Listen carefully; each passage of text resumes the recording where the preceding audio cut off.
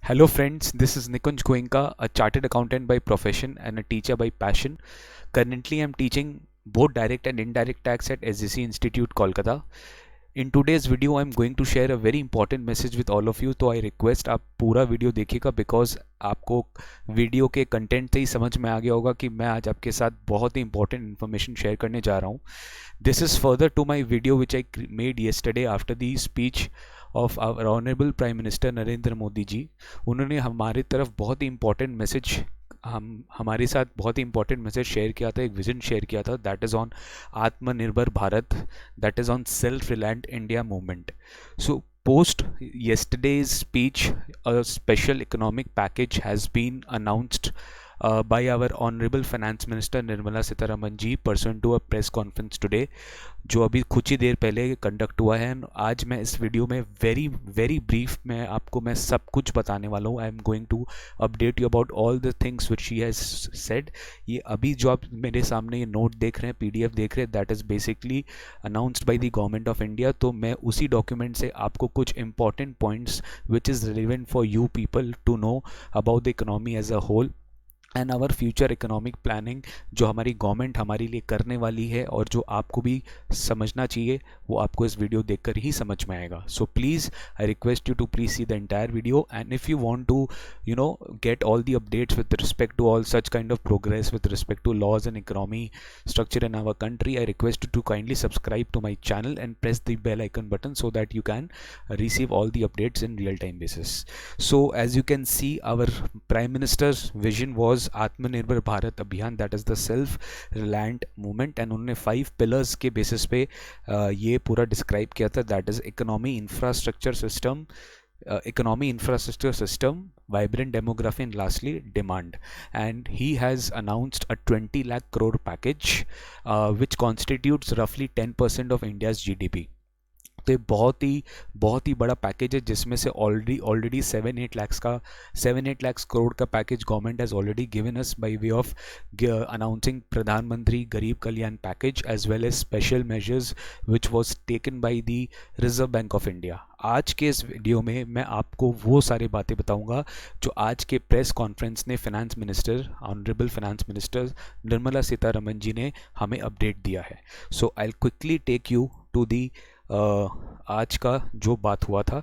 इस पीडीएफ में सारी बातें लिखी गई है, but obviously I will not B talking about everything. I'll be talking about those things which I think concerns you and which I think you should be definitely should know it. और बाकी ये जो PDF है public domain में available, I think आपको WhatsApp में भी मिल गया होगा. आई रिक्वेस्ट यू टू उसको प्लीज़ उसको डिटेल में देखिएगा. सो आज के इस टॉपिक में, आज के इस प्रेस कॉन्फ्रेंस में our honourable finance minister has talked about seven different points. I would throw some light on that 7 different points. First point was on MSMEs, micro small and medium enterprises. अब वो MSME वाला जो point था guys, उसमें पहला 6 points cover होता है MSME में. तो MSME में इन्होंने 6 पॉइंट्स किया था, 6 रिलीफ पैकेज अनाउंस किया है MSME सेक्टर्स के लिए. Then comes EPF support, that is employee provident fund, as you all must be knowing, for salaried class taxpayers. So इसके लिए EPF के लिए उन्होंने 2 पर्टिकुलर पैकेज अनाउंस किया है. So 6 पर्टिकुलर पॉइंट्स है for MSME enterprises and 2 particular point is for EPF, 2 particular point is for NBFC sector, 1 particular point is for DISCOM, that is distribution companies, 1 particular point is for contractors, basically जो real contracting job में है. 1 particular point is on the contractors, and then it is for some real estate projects under RERA, and other 3 point is on direct tax measures. तो ये real estate के बाद जो 3 point है वो पूरा डायरेक्ट टैक्स मेजर्स के ऊपर इन्होंने बात किया है. सो आज का जो प्रेस कॉन्फ्रेंस है ये पूरे 7 पॉइंट बेस्ड थे. Although she told that she will be taking this more, बाकी सब्सिक्वेंट डेज में बाकी सारे इंडस्ट्रीज़ के लिए भी कुछ ना कुछ पैकेजेस अनाउंस होगा. आज का ये जो पैकेज था ये 7 पॉइंट्स के ऊपर बेस्ड था. तो चलिए I quickly I will share with you what were those reliefs and what are those important things on today's press conference. So first point is very simple. 3 lakh crore collateral free automatic loans will be given for businesses. Basically her loan के ऊपर collateral security आपको देना पड़ता है bank को, but इसमें government 3 lakh crore की collateral free loan आपको प्रोवाइड करेगी फॉर एमएसएमई सेक्टर। मैं अभी जो बात कर रहा हूँ एमएसएमई सेक्टर के लिए बात कर रहा हूँ। अब ये क्या होता है एमएसएमई सेक्टर, मैं आपको बताऊंगा। इसमें भी डेफिनेशन चेंज हुआ है। Many new enterprises will be categorised as MSME sectors, तो काफ़ी लोगों के लिए सपोर्ट बढ़ाया जाएगा। तो 3 lakh crore collateral free automatic loans will be given for the businesses including MSMEs. इसके कुछ कंडीशंस है, that is up to 20% outstanding credit जो आपकी बैलेंस एज ऑन 29 फरवरी आपको उतना ही लोन दिया जाएगा। आपका जो लिमिट है, your boring limit should, your outstanding loan limit should not exceed 25 crore. आपका टर्नओवर 100 करोड़ होना चाहिए। लोन जो आपको दिया जाएगा वो 4 साल के लिए दिया जाएगा। मॉरेटोरियम पीरियड 12 मंथ्स तक का है ऑन प्रिंसिपल रीपेमेंट। इंटरेस्ट की एक लिमिट होगी 100%, that is credit guarantee cover will be given to the banks and the NBFCs on the principal and the interest, यानी कि कोई कोलैटरल सिक्योरिटी चार्ज नहीं किया जाएगा। No commission will be taken, no guarantee fee will be taken, no fresh collateral will be taken, and the scheme will be avail till 31 October 2020। So बहुत अच्छा फैसला MSME sector के लिए। This will basically increase solve the problem of liquidity crunch and a fresh start to the business once the lockdown gets over, so they can easily take loans from the banks without any much jhamela of security, and they can run the business. The second point is on stressed NBFCs. कुछ NBFCs ऐसे हैं जो cash trapped है, मतलब जिनको cash crunch है और वो बहुत ज़्यादा स्ट्रेस्ड है। तो ये जो एमएसएमईज जो स्ट्रेस्ड एनबीएफसी है उसके लिए government 20,000 crore, I repeat 20,000 crore allocate की है for subordinate debt for stressed NBFCs, sorry stressed MSMEs. तो ये जो एमएसएमईज है जिनका एनपीएज है वो भी इसमें एलिजिबल होगा, या फिर जो स्ट्रेस्ड है जिनका कैश क्रंच है वो भी इसमें एलिजिबल होंगे, और इनको 20,000 करोड़ एलोकेट किया जाएगा।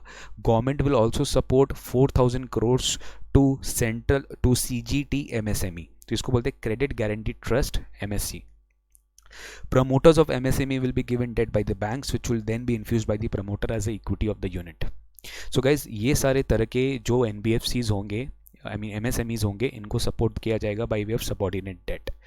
Third very important point in MSME, fund of funds create किया जाएगा। About 50,000 crore equity infusion will be there for MSMEs through fund of funds. एक फंड ऑफ फंड्स बनाया जाएगा जिसका कॉर्पस होगा अप टू 10,000 करोड़। अब वो जो फंड ऑफ फंड्स है वो थ्रू डिफरेंट फंड्स, एक मदर फंड हुआ या डॉटर, मतलब होता है ना फंड ऑफ फंड्स, उसके नीचे एक फंड है, उस फंड के नीचे एक फंड है, तो देयर आर माइक्रो फंड्स, उसके नीचे फंड ऑपरेट किया जाएगा मदर फंड के थ्रू, एंड वो मदर फंड क्या करेगी, डिफरेंट न्यू डॉटर फंड्स में इन्वेस्ट करेगी, और कम से कम 50,000 करोड़ का लेवरेजिंग होगा इस फंड्स के through at daughter level funds. This will definitely encourage MSMEs to get listed on the stock exchanges, और इससे इक्विटी इन्फ्यूजन से क्या होगा, मनी इनफ्लो होगा, that will increase the economic development of our country. The most important benefit which I think after this announcement is on MSME definition. MSME definition में काफ़ी changes आ गया है। Micro small and medium enterprises का जो definition है ये chart के through आप समझ जाओगे बहुत ईजिली। सो पहले क्या होता था, service MSMEs and manufacturing MSMEs दो used to be two separate MSMEs, और इसके कंडीशंस क्राइटेरिया अलग होते थे। कैप रहता था थ्रू इन्वेस्टमेंट इसका कैप रहता था, लेकिन अभी जो कैप रहेगा, अभी इसका इन्वेस्टमेंट के ऊपर भी एक तो कैप रहेगा और एक टर्नओवर के ऊपर भी एक कैप रहेगा, and there will be no distinction between service और manufacturing enterprises. So you can just see the revised criteria of MSME. If I see micro enterprises, the investment should not exceed 1 crore and the turnover should not exceed 5 crore. अगर आप ये होते हो तो आप micro enterprise कहलाए जाओगे। Small के लिए investment should not exceed 10 crore and turnover should not exceed 50 crore, तो आप इसको 10 टाइम्स बढ़ा सकते हो फॉर स्मॉल, माइक्रो से स्मॉल 10 टाइम्स बढ़ा सकते हो। Now for medium enterprises, investment should not exceed 20 crore and turnover should not exceed 100 crore, तो यहाँ आप 2 टाइम्स बढ़ा सकते हो। तो माइक्रो से स्मॉल 10 टाइम्स, स्मॉल से मीडियम 2 टाइम्स, ठीक है। तो ये जो डेफिनेशन है, this has been changed as per today's press conference announced by our honourable finance minister Nirmala Sitharaman ji. तो पहला वाला जो क्लासिफिकेशन था वो उसको छोड़ दिया गया। इसके कारण जो लॉज में चेंज आने हैं वो गवर्नमेंट धीरे धीरे लेकर आएगी। टेंडर्स के ऊपर बात किया गया कि ग्लोबल टेंडर्स जो है वो डिसअलाउ किया जाएगा for tenders up to 200 crores. This is basically to avoid competition with the foreign markets.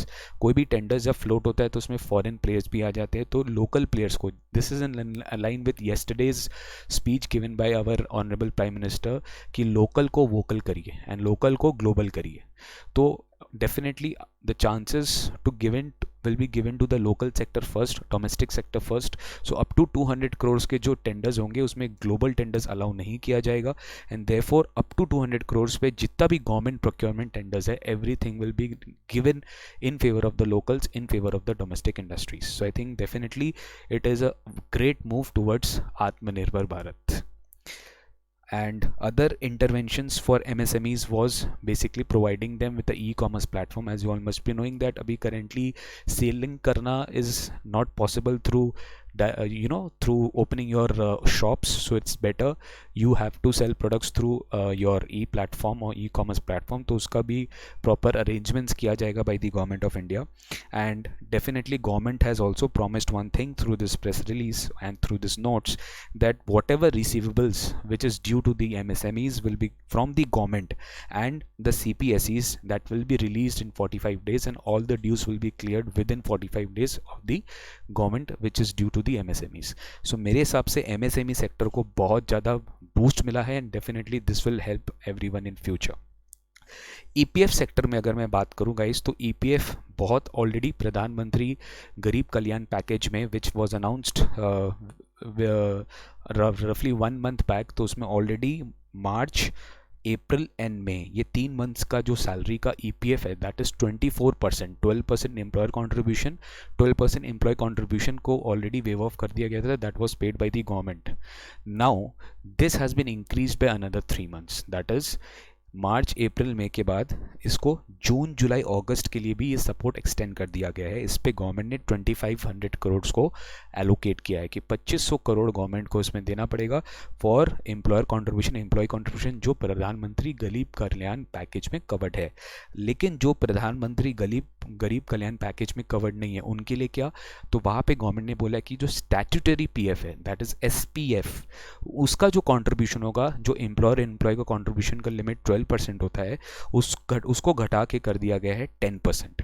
And this will be for the और establishment which is covered by EPO office. लेकिन ध्यान रहे, जो ऑलरेडी प्रधानमंत्री गरीब कल्याण पैकेज में covered है, उसको इसका बेनिफिट नहीं मिलेगा, बिकॉज उनका ऑलरेडी वेव ऑफ कर दिया, वो एक्सटेंशन ऑलरेडी 24% गवर्नमेंट से मिल रहा है. बट यहाँ पे क्या होगा कि 12 से 10% रिडक्शन होगा एम्प्लॉय कंट्रीब्यूशन के केस में, बट एम्प्लॉय कंट्रीब्यूशन पूरा मिलेगा. ये ध्यान रखिएगा, एम्प्लॉयर कंट्रीब्यूशन जो है वो पूरा मिलेगा, उसमें जो 12% का रेट है, 12% का रेट ही अप्लाई होगा. सो इसमें गवर्नमेंट ने एलोकेट किया है 6750 crore. So 6750 crore has been allocated by the government. NBFC मैं सोचता हूँ कि आप एक बार खुद से देख लेना, some kind of guarantees has been provided and some kind of allocations has been provided. Discoms भी एक तरीके का बहुत बड़ा लिक्विडिटी क्रंच से अभी गुजर रहा है डिस्कॉम्स, एंड गवर्नमेंट ने उनके लिए करीब करीब 90,000 करोड़ का लिक्विडिटी इंजेक्शन, एक तरह का स्पेशल लिक्विडिटी फंड, एक तरह का स्पेशल तरह का इन्होंने फंड लाया है, और डिस्कॉम्स को 90,000 करोड़ का सपोर्ट दिया जाएगा against some receivable. So basically loans will be given against some state guarantees for exclusive purpose of discharging liabilities of discoms to gencos. तो डिस्कॉम्स के ह्यूज पेबल्स खड़े हैं, तो वो डिस्कॉम्स जिसको पेमेंट करेंगे वो जनरेटिंग कंपनीज को पेमेंट करेंगे, जो एक्चुअली इलेक्ट्रिसिटीज जिनसे वो खरीदते हैं.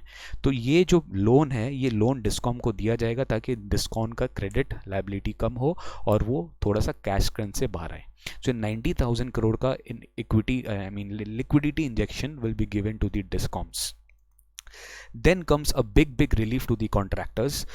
नाउ दी कॉन्ट्रैक्टर्स के केस में गवर्नमेंट ने बोला कि उनको सबसे पहले एक्सटेंशन दिया जाएगा अप टू 6 months.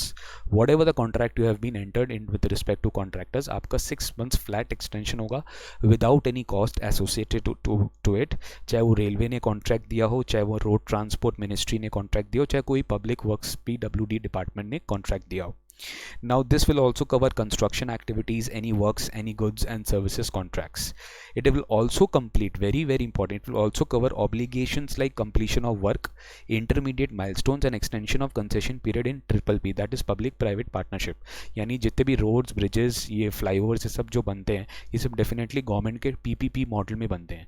तो यहाँ पे भी गवर्नमेंट ने up to 6 months fully extension allow कर दिया गया है. Plus, government will also release partial bank guarantees to the extent the work has been completed by the different contractors. जिससे क्या होगा, ease of cash flows होगा and definitely cash businessman के हाथ में ज़्यादा आएगा. Very very important update in RERA, that is real estate regulation act. RERA के कुछ कुछ गाइडलाइंस में, रेरा के एक्ट में कुछ कुछ प्रोविजंस में बदलाव लाया जाएगा. First of all, a very important amendment which I think for today's press conference is that COVID-19 will be treated as a force majeure event. As you all must be knowing that force majeure matlab where two parties to the contract cannot abide by the obligations because of some natural calamities or because of some activities beyond their control. So COVID-19 किसी के हाथ में नहीं था, तो इस कारण से अगर कोई भी चीज़ का losses होता है तो ये force majeure event माना जाएगा. This has been clearly stated in this announcement. Next, the registration and the completion date of whatever property or whatever project which is going on under RERA वो अपने आप 6 months के लिए बढ़ा दिया जाएगा for all the projects जो expire हो रही थी 25 मार्च के बाद. I repeat, 25 मार्च के बाद. अगर 25 मार्च के पहले हो रही थी उसके लिए कोई extension नहीं है. But if the project was outstanding to be completed or to be completed on or after 25th March, flat 6 months extension अपने आप कर दिया जाएगा without any individual application. You don't have to apply for it, deem to be extended by another 6 months. Regulatory authorities इसको further 3 months के लिए और extend कर सकती है अगर वो नीडेड है तो. And obviously fresh project completion certificate will be given to you without any applications with revised timelines, and definitely this will de-stress the real estate developers and this will ensure the completion of the projects of projects so that home buyers can able to get the delivery of their booked houses with the new timelines. Lastly है tax proposals. 3 new measures has been suggested by the finance minister in today's press conference. Number 1, very important, 50,000 crore की liquidity provide होगी through TDS and TCS rate reduction. अब आप ये समझ रहे होंगे sir इसमें क्या होगा. जैसे नॉर्मली आप समझिए किसी को भी इनकम पे होता है तो उसमें TDS कटता है अंडर सेक्शन 192 सीरीज में, 192, 193, 194, whatever the case may be. So in this case 50,000 crore liquidity infusion will be made. कैसे सर?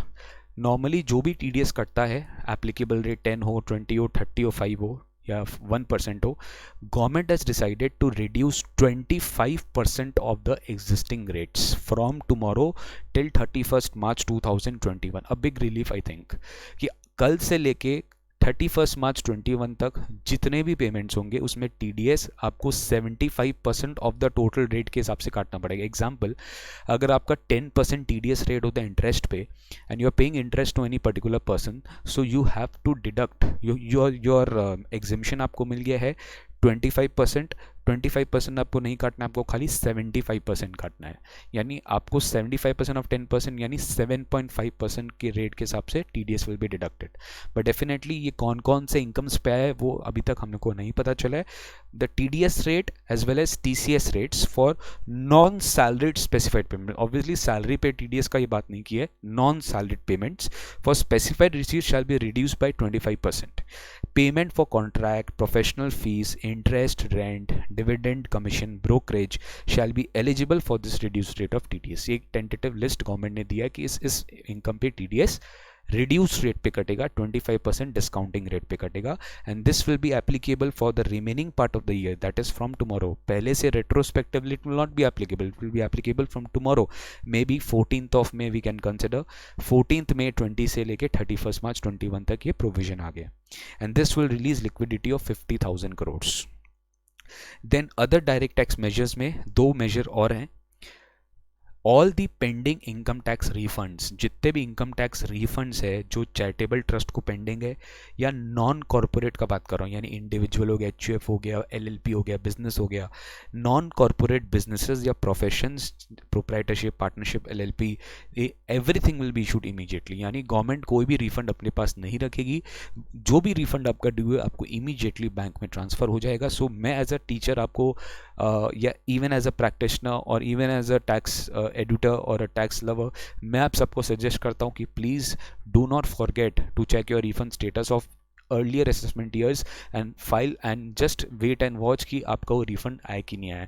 और अगर नहीं आया तो आप ऑनलाइन फाइल कर सकते हैं application, and you can definitely raise your query in this regard. Okay, and last I think ये एक बहुत अच्छा कंप्लायंस बहुत बड़ा बेनिफिट गवर्नमेंट ने दिया है, that is basically on assessment procedure and विवाद से विश्वास। सो असेसमेंट्स आपको जैसे पता है कि नॉर्मली इनकम टैक्स लॉज में there are assessment due dates, and if the assessment is not completed timely then the entire assessment gets time barred. So assessment dates को extend किया गया है।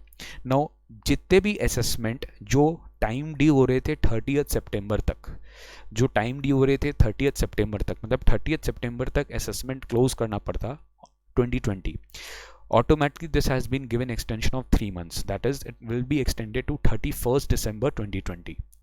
Second, जितने भी extensions ड्यू थे 31st March 21 को, I mean next year, I mean इस financial year end को, उनको गवर्नमेंट ने 6 मंथ्स एक्सटेंशन दे दिया, that will be extended to 30 September 21। यानी मार्च से लेके सितंबर, अप्रैल, मई, जून, जुलाई, अगस्त, सितंबर, 6 महीना आपको एक्सटेंशन मिल गया है।